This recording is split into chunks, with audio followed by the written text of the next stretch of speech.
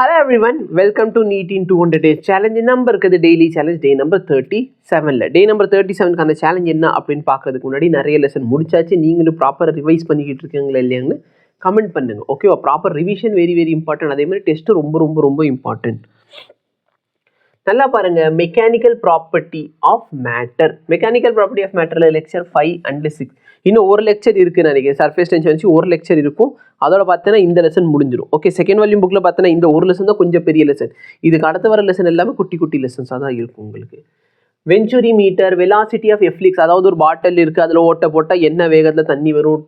டார்ஷ்லீஸ் லா, viscosity, ரொம்ப அருமையான topic. Viscosity வச்சு 2019 கிட்ட ஒரு கொஸ்டின் கேட்டு வச்சுருந்தாங்க. அப்புறம் சர்ஃபேஸ் டென்ஷன் வச்சு அப்பப்போ கொஸ்டின் கேட்குறாங்க.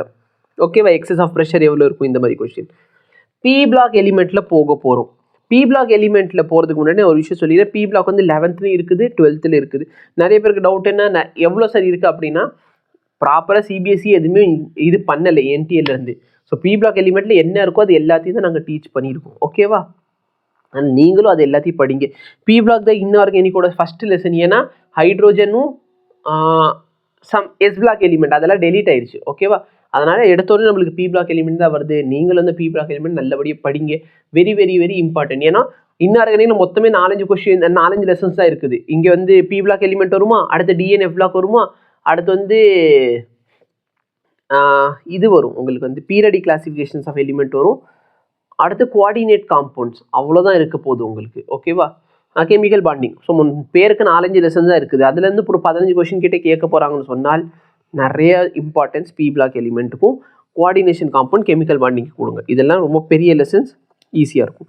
நான் வந்து 11th and 12th ரெண்டுத்தையும் சேர்த்தே இப்போயே கொடுத்துட்றேன். ஸோ நீங்கள் 11 ஸ்டூடெண்ட்ஸாக இருக்கீங்கன்னா 1 and 2, 3 and 4 இந்த 4 லெக்சர் மட்டும் பாருங்கள். 1, 2, 3, 4 மட்டும் பாருங்கள். அடுத்து வந்து 12th ஃபிசிக்ஸோ 12th பி பிளாக்கோட கெமிஸ்ட்ரி லெசன் அது. ஓகே, ஸோ நல்லா பாரு, B2H6, Al2Cl6, போராக்ஸ், இந்த மாதிரி எலிமெண்ட்ஸ் பற்றி எல்லாமே டீச் பண்ணியிருப்பாங்க. உங்களுக்கு டவுட் இருந்தால் கேளுங்க.